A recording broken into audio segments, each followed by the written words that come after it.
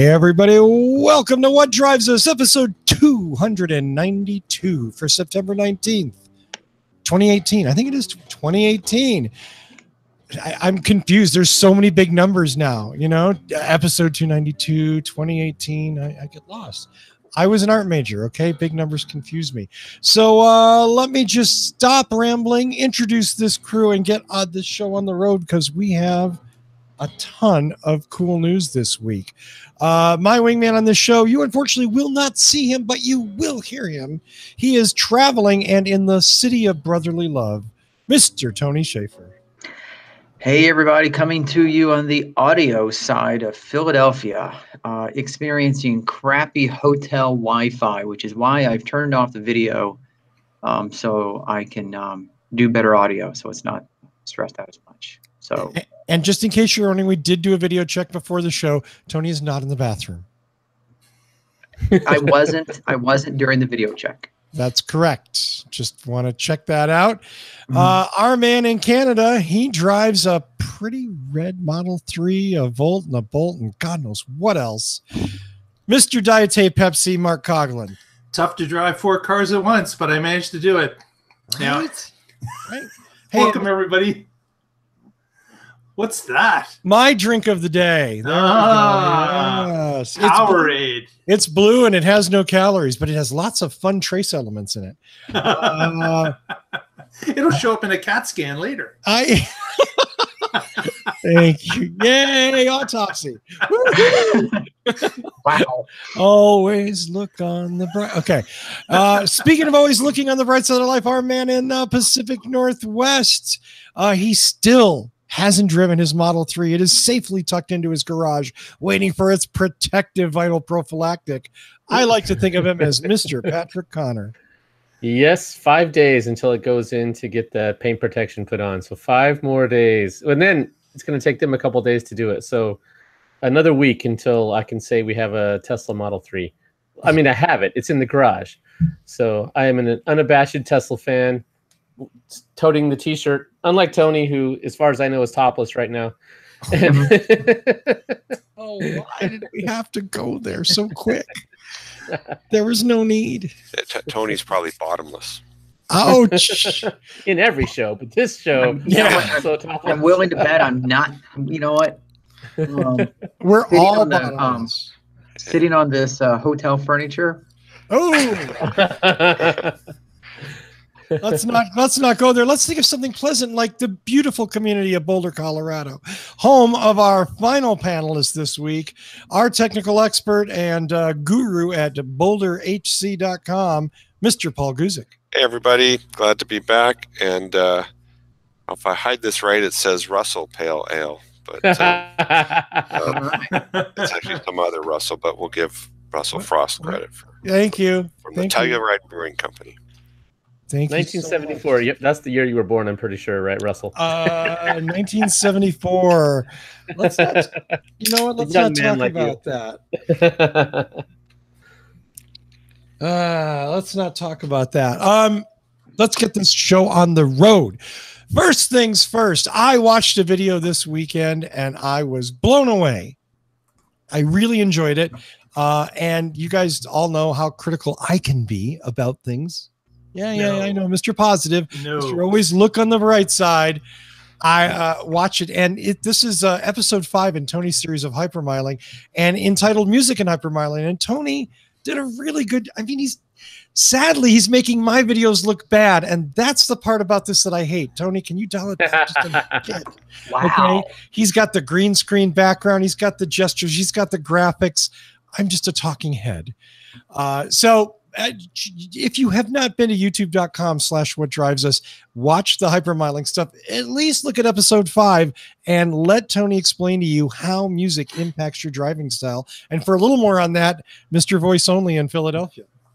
Yeah, thanks, dude. I didn't expect to gush on the show, but I always appreciate your opinion. So thank you for the kind words. Yeah, even if you have no intention of hypermiling like me, they're funny, so it's still worth a watch. Absolutely. Yeah, and if only because you never thought you would see Sammy Hagar parachuting into the White House lawn with a cello. That makes it worth it right there. And I should probably mention I did not seek any permission for the use of that image.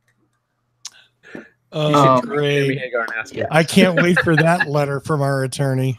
Yes. Thanks. Yes. But yeah, this goes back to the series of articles I had originally written on whatdrives.us, and just the idea that the music you listen to does in fact affect not just the way you drive, but everything in general. And I start off by explaining that.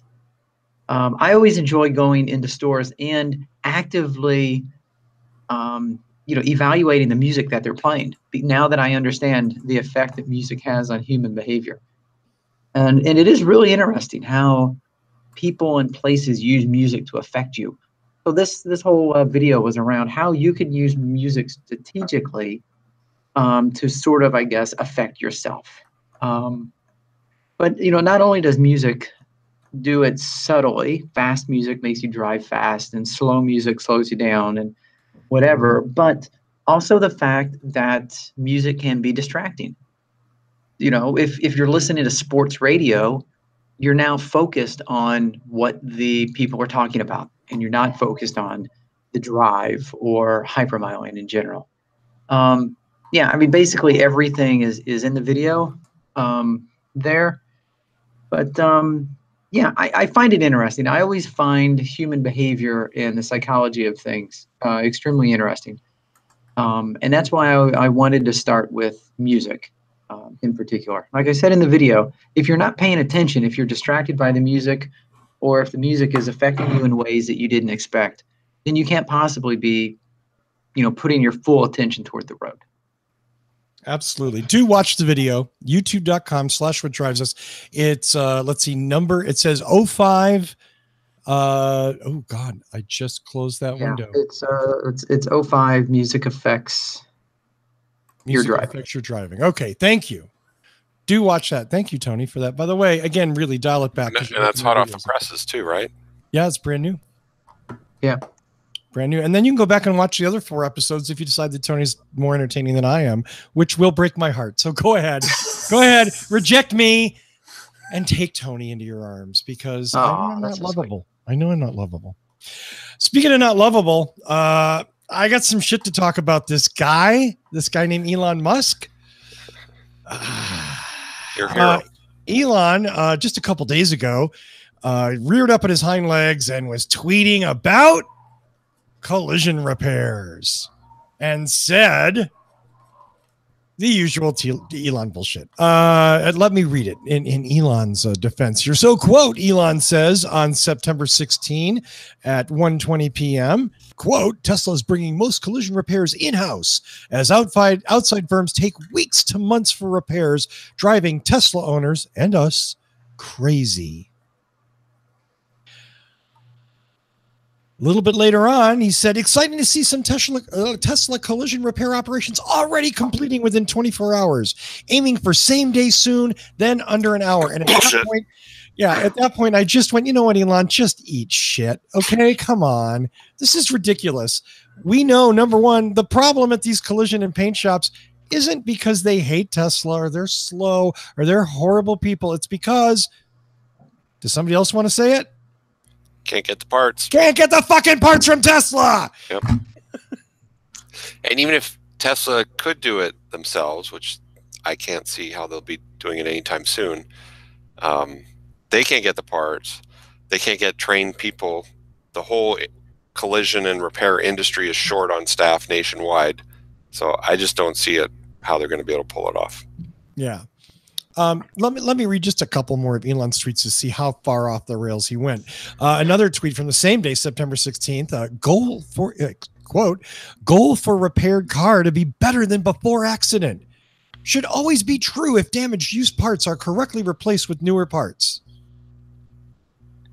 I don't know that I see the logic in that. And then finally, outside repair shops are jack of all trades, which means supporting thousands of makes and models. Tesla Collision Repair specializes in 3, having all parts in stock and not waiting for insurance approval. Are there even thousands of makes and models of cars? I don't know. Elon's just he just does this, and I don't understand how, like, it's like so many other, oh yeah, send that one. That's perfect. Well, even you do have to, if you're a general repair shop, someone could drive in with a 1972 Pinto or a Audi or a BMW or a Toyota or Honda or whatever, and all of those, that's a lot of cars to have to understand. Whereas Tesla's going to have, their shops will have 3 cars that they work on, and they're going to know them well. But I understand that, but true, but they're not set up. None of, or very few of the facilities are set up to do body work. I mean, you need frame pullers, you need welders, you need paint booths. How many Tesla facilities are equipped to do that? I think these are going to be new facilities. I don't think they're going to use the service centers or delivery centers. So that's going to take a year or more at least to roll. Are they really going to stock multiple copies of the exact same part, even for 3 models? 3 fenders for the Model S, 3 fenders for the Model X, 3 quarter panels for the for the S, and 3 for the X, and no, they'll regionally stock them the way Toyota and Mercedes and Ford and everyone else does it, but maybe. Well, but how do you couldn't do it under an hour if you had to regionally ship, especially if there's paint work involved. Right. But if you know the common... Like to replace a mirror that broke off, yeah, maybe they could do that in an hour. But, I'm not buying it. I'm with, I don't always agree with Russell, but I'm with this. Look, I'm all for, like, Tesla changing paradigms. I'm all for Tesla getting rid of the dealers. But we've got 2 examples right now of Tesla getting bitten in the ass because they don't have dealers. The repairs and the service has been shit for a long time, and it's getting parts to their Rangers or to their service centers has been horrible. And we've heard lots of stories, especially about body work. And their distribution problem is a nightmare. And if you have a dealer network, that's less of a problem. Now, I'm not making the case that Tesla should have dealers. What I am saying is when you throw out the old and invent the new, you better have thought it through. And once again, this smacks of Tesla not thinking shit through. Now, if they could somehow schedule with a person, like the person takes pictures of the damage or something, and then they know to order the parts in advance, and then they go get the car and they bring it in and the parts are already there. That would certainly speed things up. Yeah, but the delivering the parts is easy. Everyone else has figured it out. Like, I need a front bumper for a Prius Prime, which I bought 2 in the last month. I get it the next business day because Toyota has regional warehouses around the country, and they stock enough parts to meet their demand. Problem is Tesla doesn't have enough parts on the shelf in anywhere to be able to fulfill orders. They don't have enough parts to build cars. Yeah. And it does it further complicated, like we mentioned last week, the fact that Toyota can and does make changes like on the fly. Right. And so they have to keep some stock of the older parts, or like they said, replace them with newer parts, and they're going to have service. But most body parts from most manufacturers come in flat black. So you buy a fender, it comes in black. So then you've got to paint it. And if it's a triple clear coat, iridescent, whatever paint, there's multiple steps. It can take a couple of days just to do the paint work after you fit the panel. So, and you need a paint booth, and you need appropriate painters, and it's a skill to do body work, and not everybody can do it. So Tesla's just going to go and just hire a whole bunch of body workers that are looking for work, because none of them are really. They might not be looking for work, but if you were at some body shop and then Tesla opens one down the street, you might think, "Hey, right." And so, and sure enough, they'll pay up to get talent. But even if you open your checkbook, it takes time to build that team. Yeah. This is Right. not going to It's happen. And the facilities and permits. I mean, like, good luck getting a paint booth in Boulder. I mean, with the environmental, you know, like, it takes a year. So. Yeah. One other tweet I just want to toss in here, just the final little bit of gas on the fire. Elon said, again, same thing on September 16th. Someone mentioned that the problem is getting parts from Tesla. And Elon says, yes, that's our problem. Service and parts supply in general will be the top Tesla priority after we get through the insane car delivery logistics of the next few weeks. So they can do production hell and then parts hell. Which is end of quarter. Pushing towards that end of quarter again. Yeah, I just don't. I'm sorry. This is just not thought through, in my opinion. I could be wrong. This is a company that has massive growth. This is a company that's had massive growth to plan for 2 years.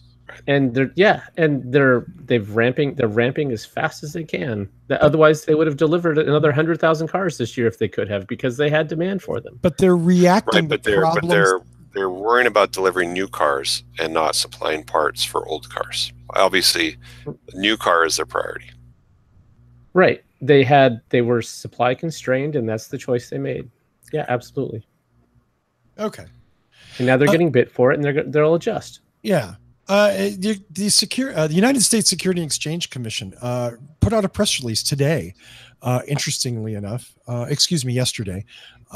And it's basically just I'm not going to read the whole thing, but they find the former CEO of SeaWorld more than $5 million to settle fraud charges for misleading investors about the impact of the documentary film Blackfish. I'm going to read a little bit of it just so you get a feel for it. Blackfish criticized SeaWorld's treatment of its orcas and received significant media attention as the film became more widely distributed. The SEC's complaint alleges that from approximately December 2013 to August 2014, SeaWorld and former CEO James Atchison made untrue and misleading statements or omissions in their SEC filings, earnings, releases, and calls, and other statements to the press about Blackfish's impact on the company's reputation and business. I totally leave this as an exercise for you, the discerning listener, to replace the names and the incidents and figure it out for yourself. Suffice to say. So what you're saying is Tesla might be another fish story? All I'm saying is 4 and 5 years later, somebody's getting served. Now, does Elon give a shit if he loses $5 million? Nah. Yeah, it might as well be $5. Not at all. Not at all. But nonetheless, what goes around comes around. And those bastards at SeaWorld deserved at least that. So it's not often I get to say something bad about SeaWorld on What Drives Us. So thank you. And you know, you heard it here first, folks. When we were talking about the boring company, and I don't mean the tedious company, I mean the one that drills holes for a living. Yeah, Elon's thing. I criticized the plans that Elon and the Boring Company had put forth. I said, this is ridiculous. It looks like someone's personal subway. Guess what? I was right. Ars Technica showed up the plan. Let me show you this little drawing because you have to see this. So does it go from like Elon's house to Everyone's a Bond villain now. Look at that. They are testing. The Boring Company is testing. They bought a residential property near the SpaceX building, and they are going to drill underneath this garage so that the person could actually just drop down from the garage and access the Boring Company tunnels from there.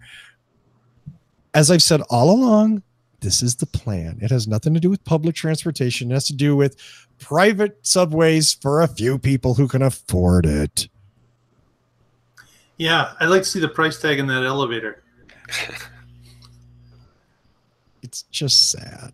Yeah, and if you want to move thousands of cars, elevators are not the way to go. I mean, if you're in a building and you have to get 100 people up or down the floors, they can all take the steps and be, a pace behind each other, but they can't. You can only get so many people in an elevator. It's just not a rapid transit method.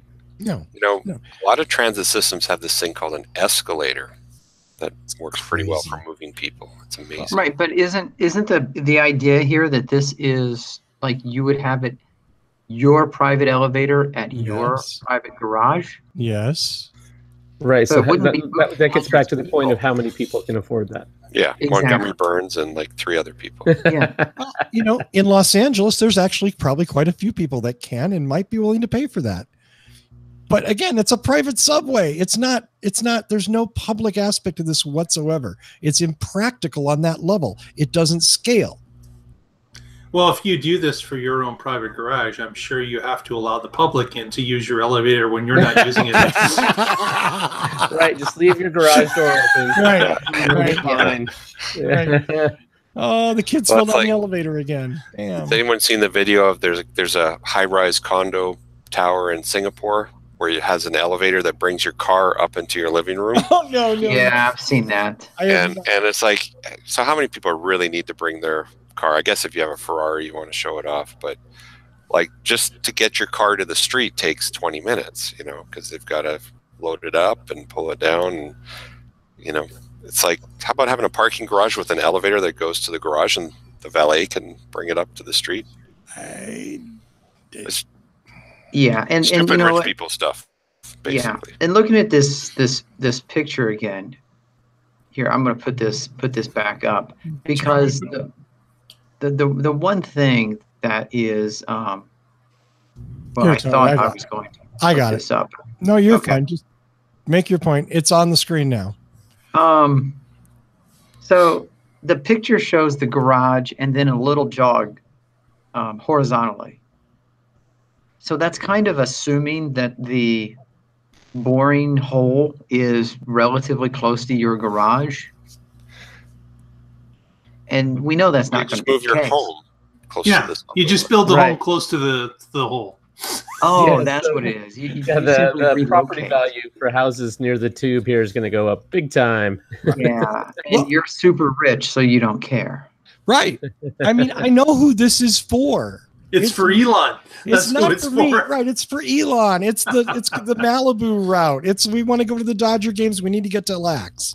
Okay, I get it, but just come out and say it. Don't give me this bullshit song and dance about making bricks and selling flamethrowers and being public transit. Okay, because all of that is bullshit. Well, if the stupid rich people help pay for the tube, and then later You there can't are get mass to transit it. shuttles in there. You're not going to get to it, Patrick. It's not for you. And even if they did build it, like the cost per user would be $1 gazillion. We'll see. Elon doesn't We'll see. care. Mhm.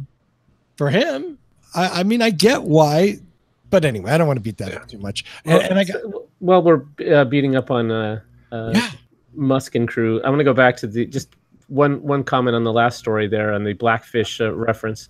Yeah. So the difference is in Musk's tweet, he said considering taking Tesla private, and everything after that was part of his consideration.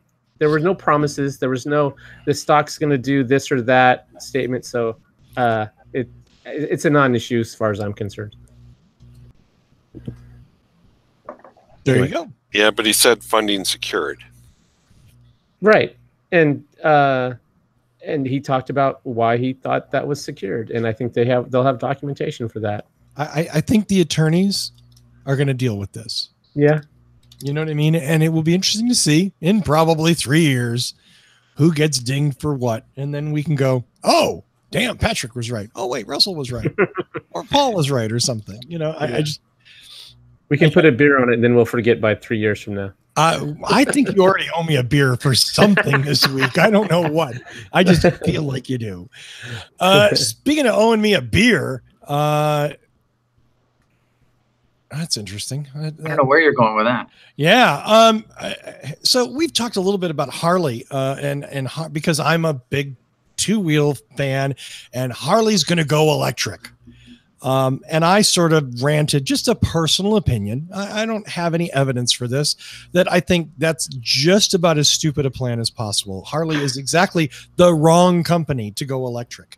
And this week, Clean But they Tech, got to do something because I don't customers disagree. are all dying. Well, they could make better bikes. Oh, wait, I'm sorry. I shouldn't say that. Harley announced that they're going to Silicon Valley to attract the young, talented folks from Silicon Valley to make apparently really shitty looking, stupid bikes. I have no idea why somebody wants an enduro Harley that looks like it has a motor, but doesn't because it's electric. It looks like a dirt bike. Well, it does have a motor. It does. Does not have an engine. Correct. Yeah, enduro, Tony, is a street and dirt variant of a bike. Okay. Sorry, I got a little bike technical there on you. Putting the motor back in the motorcycle. Yeah. It's suffice to say, I mean, I don't, they're thinking that, oh, well, this bike it's a technical thing. It's a software thing. It's a thing in the future. It's not something. It's like, no, you guys, if you make good motorcycles, it's just a matter of changing the powertrain out. That shouldn't be for you that bloody difficult, but it is. And I just don't know. I don't know. I'm glad I don't own Harley stock. For some reason, the next story didn't load. I found it on Bloomberg.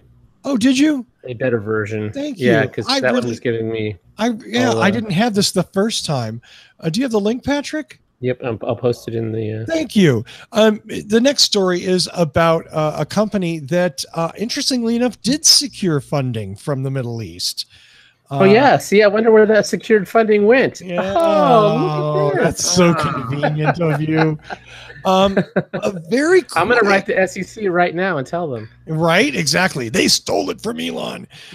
Lucid Motors has been quietly working on their Air electric sedan for a number of years, managed to secure $1 billion, or about $1 billion. It says more than $1 billion, from the Saudi Arabian Sovereign Wealth Fund.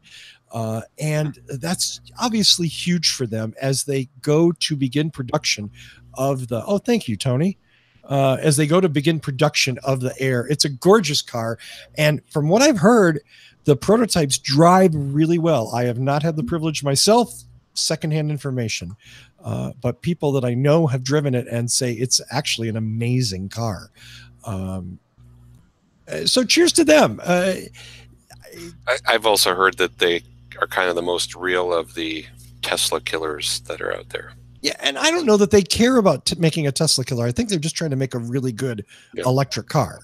Yeah, so all the things that we bashed on Fisker for doing, just hype and even Faraday, Lucid's doing exactly what we said everyone else should be doing. Just make a really good car and shut up and let your car do the talking. Exactly. Yes. Totally agree. That's and so cheers to them. Here we go. I'm going to find some more pictures. Tony, I'm going to take you off there if that's okay. And so this is that's the Lucid Air. Not a bad looking car. It's interesting. It looks long. Oops. Better than the car we saw last week on the show. Reclinable back seats. We're going to get to that in a minute. Yeah. The back seats are, look at that. Now, that looks downright naughty. That is something. All I'm going to say is I like the back seats, and look at the leg rests and stuff. Again, this is certainly an expensive luxury car. It is not a Model 3 killer. It is not going to excite the bottom end. Not going to compete with the Nissan Leaf. Right. But it might be in a garage with an elevator. It might be in a garage with an elevator. You see the people lounging in the photo there? Yeah, with the... except, of course, it won't fit the tracks. Lazy boy footrest that pops up. Yeah. That certainly does look like a pleasant riding experience, though. I wonder if you have to do crash tests in that position. I don't know. Yeah, right? You must have some like weird airbag positioning. So you know what? Again, I get to rant and bitch and complain enough on this show. It's nice for me to go, hey, cheers to Lucid. I hope they make it. I hope the Air is everything that everyone says it is. I hope this funding means that we'll have another strong producer of electric vehicles in this country. That is totally awesome. Anybody disagree with that? If you do, I don't care. I can't wait to test drive one. Yeah, no, me too. Yeah. Okay, I gotta kind of bitch a little bit. I'm sorry. Go for it. This is not right. It shouldn't exist. BMW is seems to be strangely detached. We know that Tesla is hurting them, hurting their sales. 3 and 5 Series. Tesla's eaten into that market a little bit, and while that is certainly, while their electric sales of the i3 and the i8, are just a tiny portion of what they sell. We know that they're concerned, and this is what they're presenting. They're calling it the iNext, and I'm calling it the what the fuck. Right. I thought one of the best comments was, "Oh, look, it's the new Braun Razor edition." Oh, nice.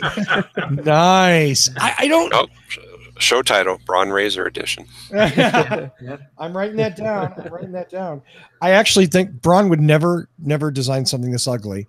And this has like all the hallmarks of the standard concept car. It just it doesn't look real. It looks it's just Took it's a sort ugly pill. Yeah, it's like they intended to make this thing look crazy. Look how crazy the iNext looks. Oh my God, it's so crazy. It's like, yeah,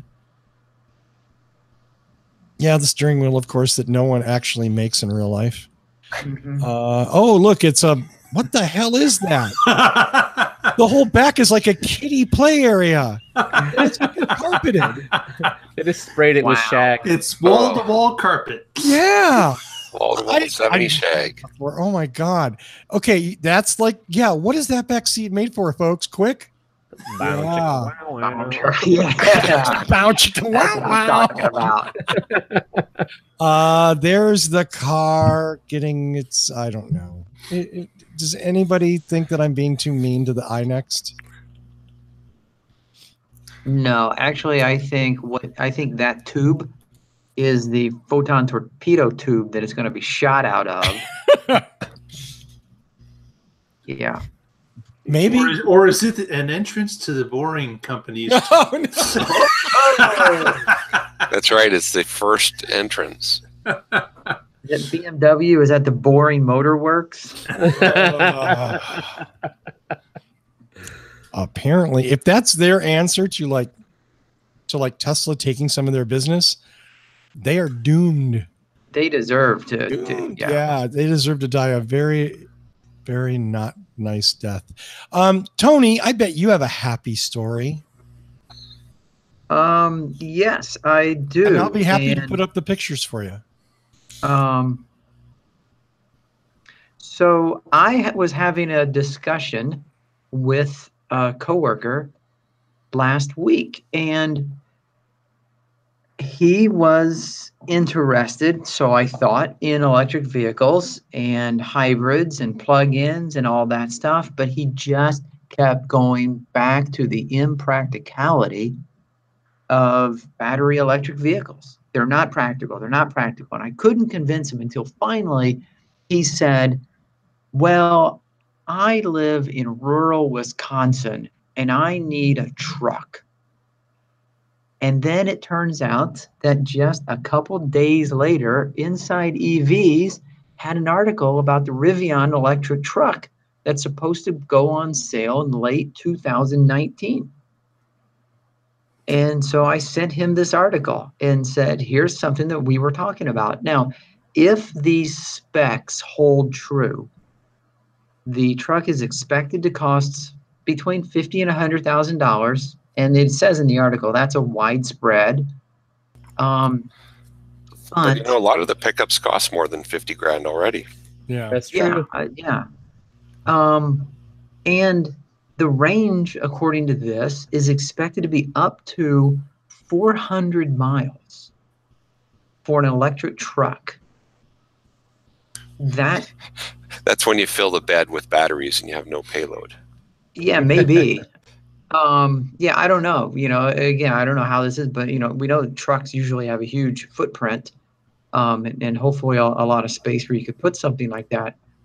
But, you know, we've said many times on the show that a truck is something that's missing in the segment, that many contractors, general contractors, should be able to plug in to an electric truck to run some of their electric equipment.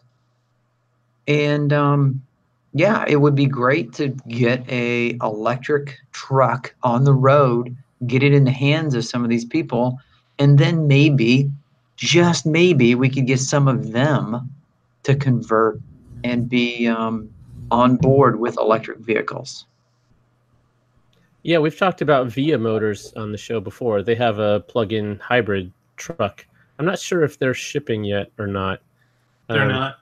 Okay, yeah. So they've got some prototypes they've had out for a while now. So Yeah, but they're still not shipping the truck like to the general public. That was Bob Lutz's thing, wasn't it? Yeah, Maximum Bob. Good old Maximum Bob. Well, yeah. So unfortunately, as cool as these electric trucks sound, unless they're sold by a real company, I advise anybody not to buy one. Yeah. Because why, Paul? Because they break and they are not supported, and they break because they were not very well engineered. I have again in my shop this week a Ford Transit EV that was made by a small company a few years ago that went out of business, and the truck keeps breaking and parts are hard to get, and it's just a bad situation for the owners. Was that Azure Dynamics? Yep. Piece of crap truck. And they spend thousands and thousands trying to keep it running. And, you know, now if you buy it from Ford or Tesla or GM, someone who's going to support it, that's okay. But these small manufacturers, they can't do the engineering and testing that the big guys can do. And chances are when it breaks, you're going to be on your own. Yeah, but what I would love to see, I would love to see Rivian get something up and running, and then and ideally Ford buys GM. them. Yeah, and then sells it through their dealer network and supports it through their dealer network.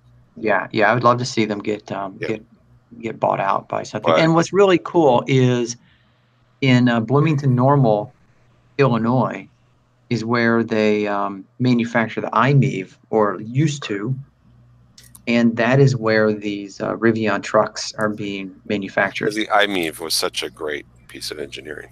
It really was. From what I understand, the people in Bloomington, Illinois, they love them. There's a lot of the iMevs rolling around. I haven't heard about them having a lot of problems. It wasn't bad. It was just really, really like. Have you ever sat in one?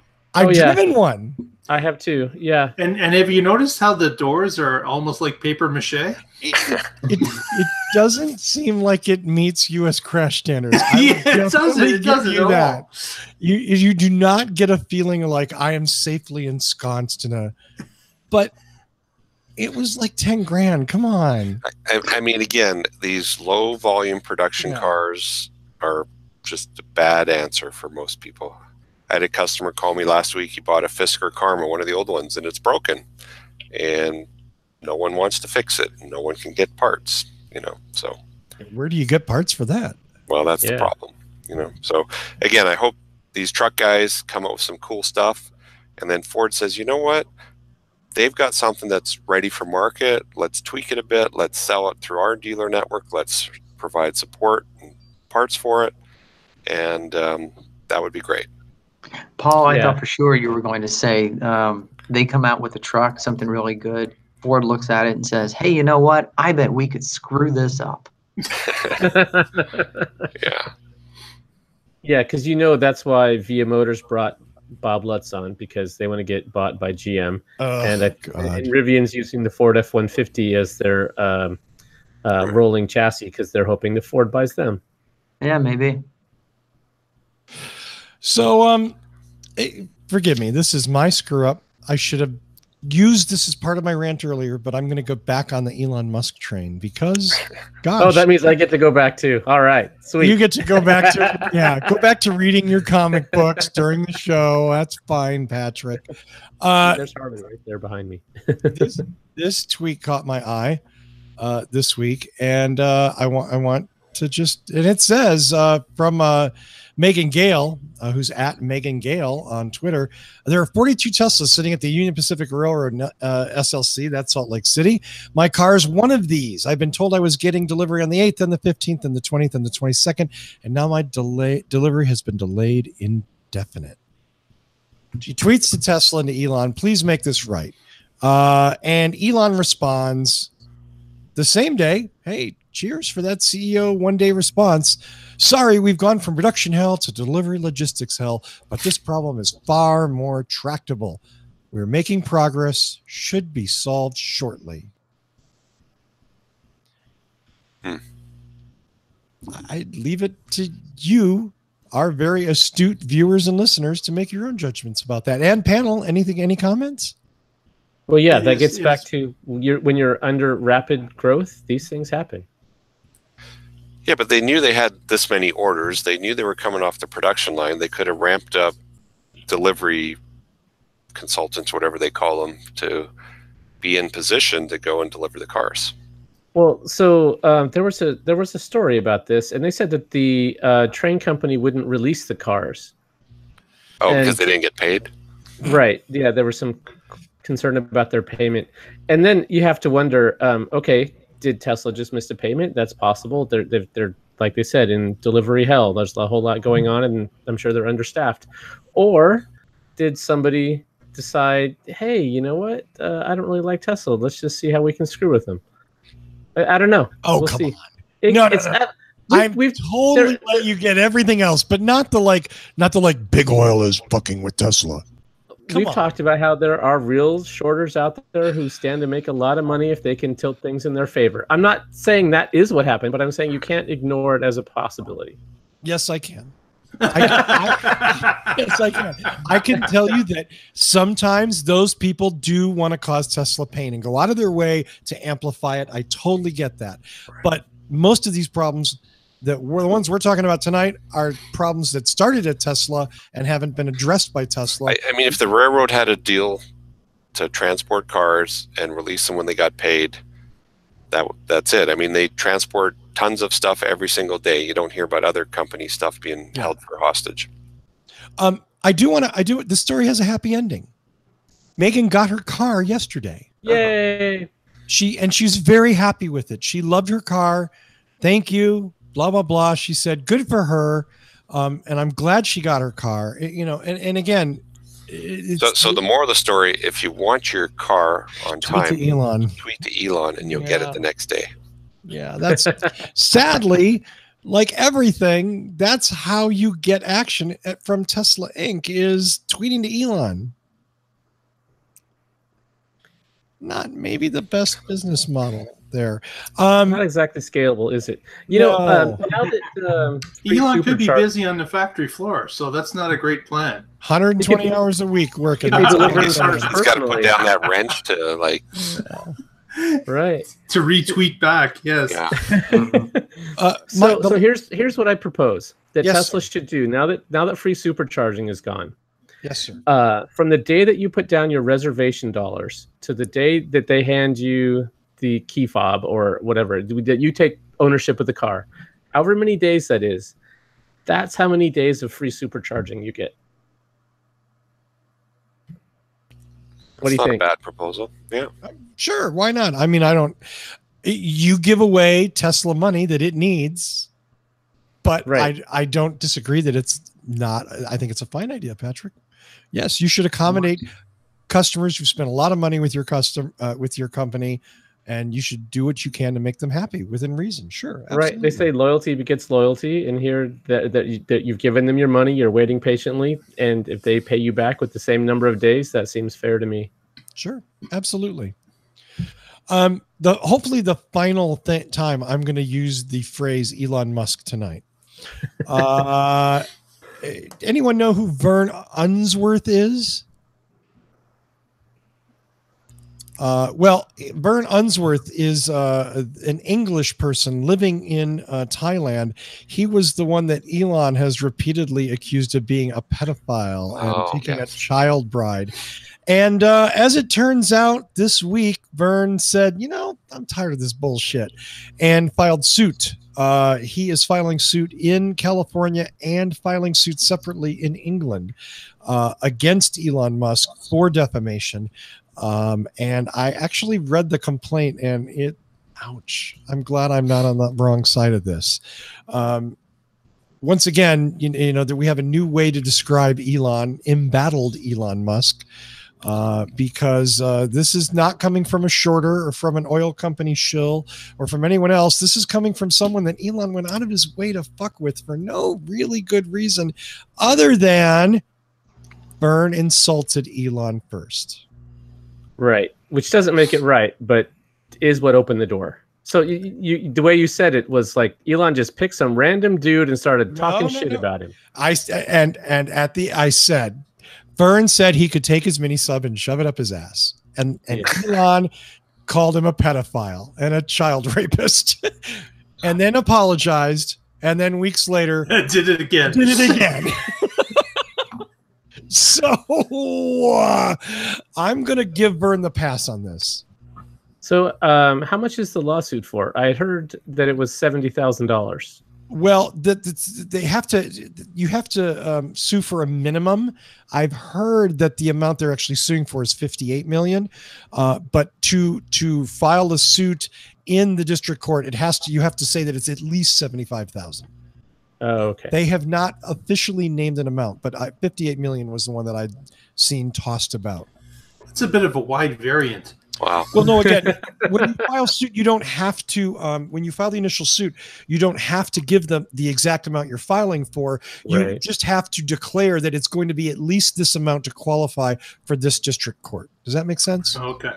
Yeah, the law doesn't require you to say we're filing for this exact amount right now. That will come later on. And it also gives the parties some negotiating room. Say, hey, we're serious. We're filing in district court. We can get you for at least this and a maximum of anything. So, as opposed to laying down the law right away, which sometimes boxes you in negotiating wise. I don't see how Elon gets out of not paying this. You have to pay something to make it go away. The question is how much? Yeah, I don't think that he started at defense. $130,000. Name calling online.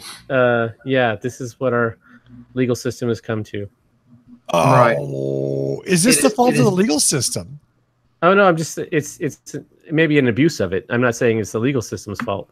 Just two guys arguing with each other on Twitter. If they all went to court, it would really. Well, I think there's a difference between arguing and one person saying that person is a pedophile and has taken a teenage bride.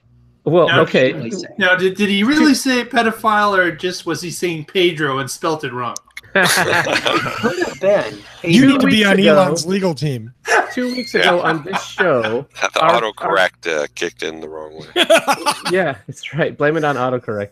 2 weeks ago on this very show, we had our chat room had some spammers in there who were calling us all pedophiles, and that didn't end up in court. Oh, you're being silly now. Elon has 22 million followers. Everything he says is reprinted in every major news organization on the planet. I agree that he has a lot bigger pedophile microphone. Yes, yeah, a little bit bigger, just a little bit than our little show. Than some baseless troll in our, who stop by the chat room until we ban them. I mean, yeah, come on. When you have a megaphone that big, you have to be a little careful. You don't get to be the eccentric genius that just says whatever drop. Well, and when you're the CEO of a public company, you also have to be careful when you open your mouth. Yeah, I don't. Yeah, it's not like he said, shove it up my ass, shove it up your ass. You're an idiot. You don't know what you're talking about. It's not like he said that. It's not like he argued with him. Right. He went straight for. Yeah. You do things with underage children. Right. That's a whole third level of nastiness. Right. Yeah. I guess we'll see how it comes out. Totally agree. Yeah. Totally agree. I don't. Yeah, I mean, it will be interesting to see who wins this. Like I said, I don't see how Elon doesn't get out of paying somebody. Mark, are you okay? I'm just checking in. You haven't said a word in 30 minutes. His connection died. He's laughing. Okay, he's laughing. I just want to make sure. He doesn't want to get attacked by the trolls. Yeah. The only thing that really piqued my attention with this is the fact that one day or at one point Elon said, I hope he sues me. Yep. So Yeah. does Elon have something in his back pocket? I don't know. If he did, for Christ's sake, he's the CEO of a $50 billion company. Okay. He doesn't need to go around accusing basically anonymous people. No one had ever heard of this dude before. And he publicly, repeatedly emphasized that this guy was a pedophile. Right. Who cares if he has video of this guy doing kids? It still doesn't make what Elon did right. No, you're right. It doesn't. But I'm just interested to see how it comes out. For all the shit I've given Maximum Bob Lutz on this show for 10 years, I have to admit, Bob's never done anything this stupid. And he's done some spectacularly dumb things. True. Speaking of spectacularly dumb, let's go to something fun. I want to show you the Fisker Orbit. Oh, God. Yeah, baby, the Fisker Orbit. Look at this bad boy. Woo-hoo! Next stop, Electric Avenue. It's like, is it like every week we try to come up with an uglier concept car? Were they looking at the Mercedes entry from last week? Or the BMW? Yes. Oh, God. Here it is, an autonomous shuttle. Better run. It's departing in 30 seconds. It's a people mover. It's a guy. What the hell? We have these things. They're called buses. Yeah. It's got the LiDAR. Styrofoam? I don't know. Yeah, I'm confused by this too. So Fisker, we know his history that he can draw pretty cars, but he's talking about having solid state batteries. Okay, last I checked, he wasn't a battery engineer, and now he's talking about having autonomous driving. I didn't know he was an AI engineer. I haven't heard of them actually building factories or hiring all these people to do this. I wonder where he's going to get this magic tech from the sky. Yeah. The Saudis. They're going to fund it. Yeah, there it is. Perfect.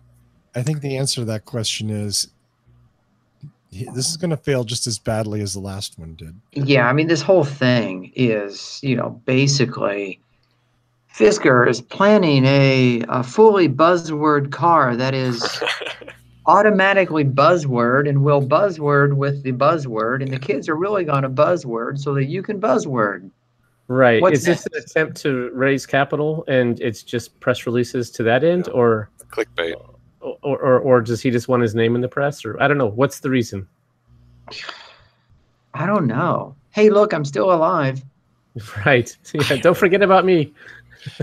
So there's no parts for the first cars I sold, so F you. I have to look this up real quick. There we go. Let me see it. Please let there be a picture there. Please let there be a picture there. Okay, well, not so much. Oh, look, it's video. Yesterday, was it yesterday or the day before? I actually had the bad fortune to watch some of this rollout. The new Audi e-tron.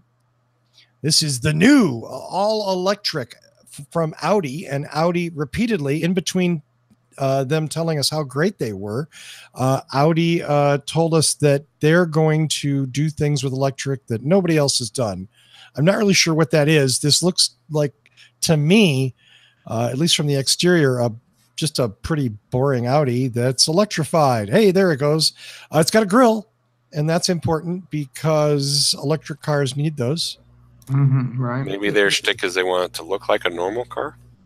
I don't know. I think so. I mean, that's it clearly it's not a bad looking car. Audi has a large customer base. They can certainly sell some of these to that base. There's no reason that they have to make an electric car that looks like anything particular. Super not exciting specs. We're talking between 170 and 240 miles. It is non-EPA certified at this point, and they only had some kind of like very, very guesstimate sort of what the mile range would be. It's a 95 kilowatt hour battery pack. It starts at 74,000. I think it tops out at 85,000. It's a 5-passenger SUV, and it says Audi on it. Audi touted a lot of the things that Tesla can't say. Extensive dealer network, 100-year-old reputation for manufacturing, blah, blah, blah, parts distribution and reliability. And they were I'll give them credit, in between the really bad sort of like auto presenter stuff that they did. They made a lot of interesting points. I don't know that those points hit consumer ears very well. I think all the reporters and the press and the media people saw what they were trying to do. I don't know. You guys, are you excited about an Audi e-tron for 75 grand? Are you? Yeah. So Audi has a lot of people that are big fans, and I want all those people who want to drive Audis to have an electric option. So, and yes, the front looks a lot like their other cars. Well, that's the styling that people that like Audis like. So I have no problem with it making them have it look like their other vehicles. And because, well, what else could they have done? They could have made something really crazy, goofy looking, and we'd be all ripping on that. So I would rather have them go down this road than the other path. Yeah. The electric Braun Razor. The Audi next. Although I hear e-tron doesn't translate into French very well. Yeah, we've heard that. Yes. Tony. Well, the one guy who you would think would know even a little bit of French Canadian. Nope. No French whatsoever. You guys can all go to Google Translate or Babelfish or your whatever translate you prefer and type in e-tron and see what comes out. And look, I'm not banging on Audi because it looks like a gas car. I think that's its strength. Right. That's what I'm saying too. I Absolutely. agree. We agree on something. Finally, in this show, we have an agreement. we agree on lots of things, just not on Elon. And I'm sure that, a lot of people have already said, oh, God, this is a piece of crap. The Model X beats it, blah, blah, blah. It's not the same thing. It's cheaper. It's going to have things that the Tesla doesn't have. And again, the most important thing are those 4 rings on the front. Right. The market's never going to come down to just one car dealer. So there's no reason to. I mean, yeah, sure, there will be some people that are considering this or a Model X, and they'll compete head to head. And then other people who are loyal to a given brand, and they won't even consider another brand. Yeah. So the disappointing thing about this is they're not making it available until sometime in the second quarter of next year. Audi has been teasing this bastard for 2 years. Right. And they even delayed it because of the president had to step away, right? Yeah, I don't know what the issue is, but I in a sense, I kind of feel like this was I was really disappointed when they said that at the debut on the video. I was like, really? I mean, 2 years up till now, you show the car and it's gonna be another 8 months. Right? So yeah, doesn't support their manufacturing prowess. Right, exactly. That's, again, we agree. When they keep talking about how Tesla's biggest problem is they don't have this history, they can't manufacture like we can. The number of cars they make in a week, we make in 2 minutes, and then so let's deliver some electric cars. And, yeah, I was going to say, and what volume are they going to make these? Allegedly, they're making 200 a day. Starting when? Starting now. Now, what they're going to do with these cars for 8 months, I have no idea. Right? They're going to flying park them all in to Salt Lake Burbank. City. Yeah. The rail yard. Maybe, I don't know, but those are 2 things that I've read, to whatever reliability or lack thereof. Yeah, so 200 a day is about what they're doing for the X. That works out to about 100,000 a year. So yeah, great. Let's start now instead of 6 months from now. Yes, I agree. More options are good. We have the I-Pace, we have this, we have the e-tron, we have a Model X. Soon we'll have on the lower end, we'll have the Nero. You know, those are all good things to have. Yep. We have the new Leaf, which actually I really like. Which isn't. I like the styling. I wish the range were better and the cooling were better, but the styling I like. The cooling they're going to take care of with the new version, the Plus. But yeah, no, it's a great car. It's a wonderful car to drive. I really enjoyed that. They did such a good job on e-pedal. I'm sorry, but I'm getting off topic here. Tony? Yes?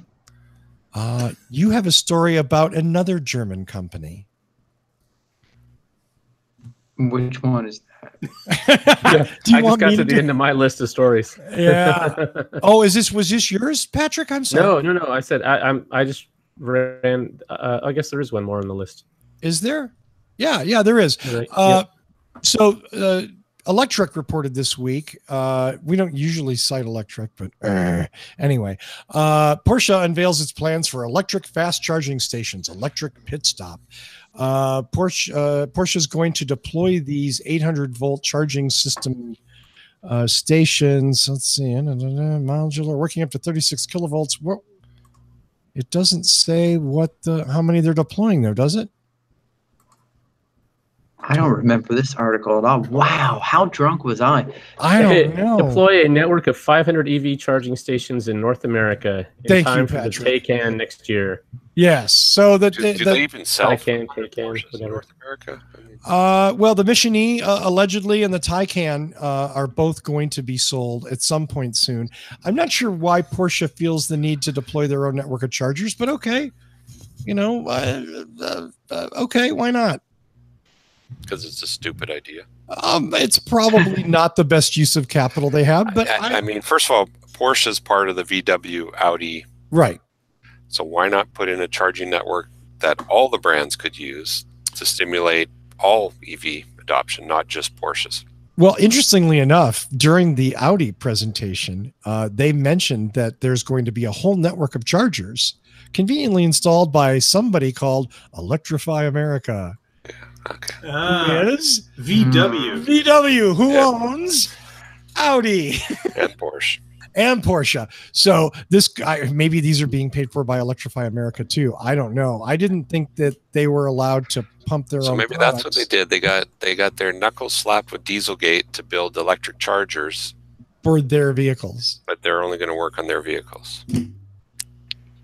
Yeah, that would be a huge scandal on top of a scandal. Yeah, but stranger things have happened. Yeah, they better be installing CCS. I mean, seriously, if the automotive industry could put aside their differences and get together and say, hey, you know, if we all pitch in 10% and building a badass charging network that we can all use and standardize and agree on, that would increase adoption and sales for everybody in the EV world.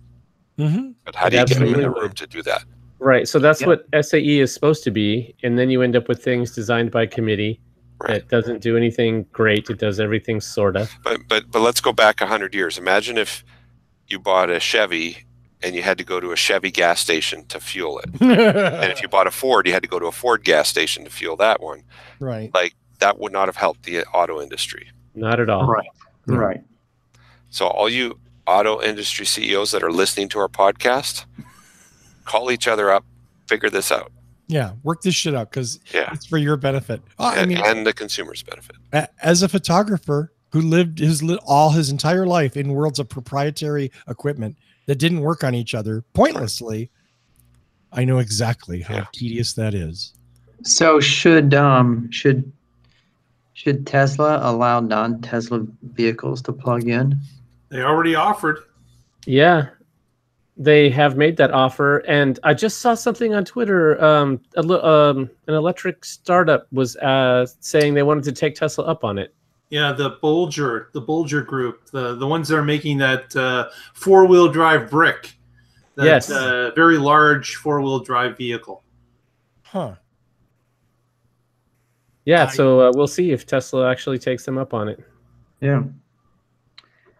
The only reason I asked, first of all, Philip asked in the chat room, but that got me thinking about the amount of information. You plug in your Tesla at a Tesla supercharger, and it knows who you are, and it knows your account, and and all of this.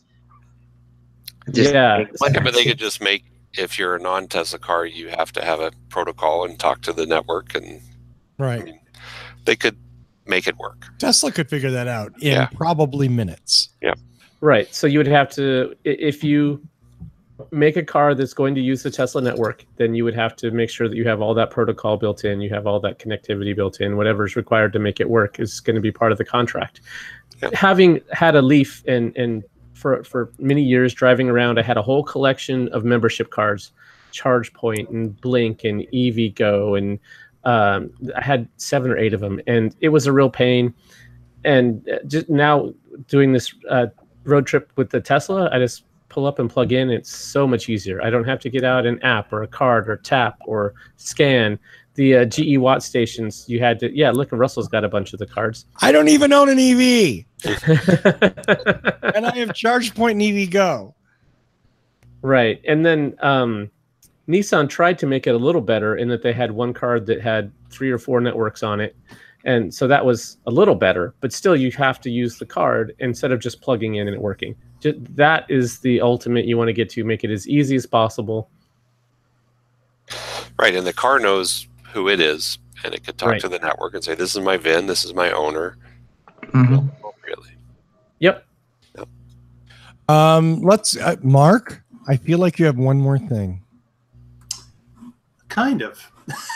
I'll be quick.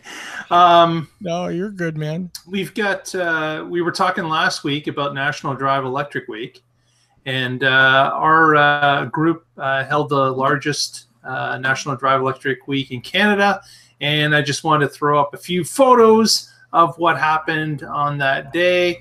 And here's the group of us that nice. Put the show on. Here we are at Kitchener City Hall, and a couple of views from above on the staircase, so you can see what was happening there, and some custom cars that were there. This was a Lotus from Mountain Performance that used Volt and Tesla technology to make a they call it Blue Lightning. It's a sports car that will do 200 kilometers on a charge and is used on racetracks. So, and you can see beside it there is a Camaro that the local university U of W was able to convert to electric or partial electric, kind of like a Volt system, but they made a Camaro do that. And we had all sorts of cars out. You can see in the picture, we've got Teslas, we got Volts, we had Nissan Leafs, we had Pacificas, we had them all. So it was a great day, and we appreciate people coming out and sharing with us. Looks like good weather too. It was really nice and warm weather for sure. Wow. Nice. Yeah. Very cool. I noticed you went past that first picture, so I couldn't pick you out of the audience. I was looking, I didn't see him. I think you were down in front, weren't you? I was down in front, and I'm not scared to show where I was. Show it again. There I am in the hat. There he is. Right there. Yes. Yeah. Yes. So a big thank you to everybody that participated. Absolutely. Cheers to everyone up there for doing that. That is the most awesome thing ever. I love that. And I know, Patrick, you were doing some stuff too. Yep, we gave away $5,000 toward the purchase of a new EV, and the person that won it is buying a Leaf. So they're going to get $2,500 from the state eventually, because the funding is still tied up, as $7,500 federal and $5,000 from our club. They're getting a screaming deal on a Nissan Leaf. Wow. Nice. That's great. Yeah. Good for you guys. Thank you for doing that. I mean, that's, it's so old school, and I love it. Just being there. You read things like Tesla people are the only ones that like, here, drive my car, that are evangelists. And I'm like, every time I read that, I go, what the fuck are you talking about? I know lots of folks that don't have Teslas that have for years, drive my car, let's talk about it. So nothing against Tesla drivers. They're just not the only ones. That's all. Very true. Yep. And I know I sold lots of Leafs. yeah, absolutely. I know Patrick and Mark, you're both Tesla owners, so there you go. Maybe I'm wrong. I don't know. Let's do some shout outs and go home. Show titles: Blue Lightning, Vintage Audi EVs, a fishy story. I don't know. I'm still thinking about Braun Razor Edition. I don't know. Chat room, you've got That was pretty good to figure it out. The BraunMotorWorks was good too. BraunMotorWorks? BraunMotorWorks, yeah. Oh. BMW. Right. Okay. I'm writing that one down. Patrick, can I start with you for your shout outs, please? Sure. I am with the Oregon Electric Vehicle Association. You can find us at oeva.org, and you can find my scribblings at carswithcords.net. Thank you so much. Do check out oeva.org. oeva.org. You're much better at that than I am, Patrick. I need to practice that one. Pablo. Mr. Guzik. Oh, me. Over time, so I'm just going to say boulderhc.com. If you live in the Colorado region, check out our website. Thank you, sir. And he can get you a good deal on an electric vehicle as well as fix or repair them or do whatever. Mr. Coughlin? Visit us at reva.ca, wreva.ca, or on Twitter at WREVA Group. So you can find us there. Absolutely. For those of you in the Kitchener-Waterloo region, bingo, you need to hook up with Mark. Mr. Schaefer. Hey, a shout out as usual to everybody in the chat room. Thanks for spending an hour with us. Or more. And like Patrick said, shouts out to everybody who participated in your local National Drive Electric Week event. I spent last Sunday in Evanston, Illinois. Unfortunately, I don't have pictures of that. Yeah, so I went to Evanston this year and spent some time with them. Of course, we had a lot of Teslas and a couple of Primes and Leafs and even one, the Volvo XC90. What is it? Yep. Yeah, the plug-in hybrid. Yeah. Yeah. That was pretty sharp. That got a lot of people's attention because you don't hear much about it. And so as people were walking around, they saw the Volvo parked there. They're like, "What the hell is just a Volvo there?" The dude's like, "It's a plug-in, bitch." And, that's how you are advocate right there. That's how you do it. Yes. Maybe that's the show title. It's a plug-in, bitch. I'm writing that one down. But yes, so like the guys said, National Drive Electric is a great opportunity for the public to talk to owners and not have to deal with the dealerships. So kudos to everybody who participated. It's because of people like you that we're getting the word out and more people are learning about EVs, plug-ins in general. So yeah, great job. Nice. Thank you, Tony. As always, I want to thank everybody in the chat room. Thanks very much for being there. And, oh, God, I don't know. BraunMotorWorks or it's a plug-in bitch? Paul's no opinion. Patrick, no opinion. Okay, I'm not going to drag that out. I'll figure it out after the show. As always, thanks to Michael Mannering for the amazing theme music. Visit him at manthing.com. Visit us at youtube.com/whatdrivesus, facebook.com/whatdrivesus. We're at What Drives Us on Twitter. We're What Drives Us Show on Patreon. There's probably something else on What Drives Us Show on Instagram, but that's it. This is the big one. Go to YouTube and subscribe, please. Thanks, as always, for watching. We will see you next week. And for some reason, I'm feeling like I'm forgetting something. Anyway, theme music. Oh, that's right. Oh, Paul, you want to go? You've only been at work for 12 hours. I'm so sorry. I feel actually horrible. Tune in next week and find out what drives us. See ya. I might have video next week. Yeah, let's hope not. Oh, boom, mic drop. Thank you. Good night. You might have pants on.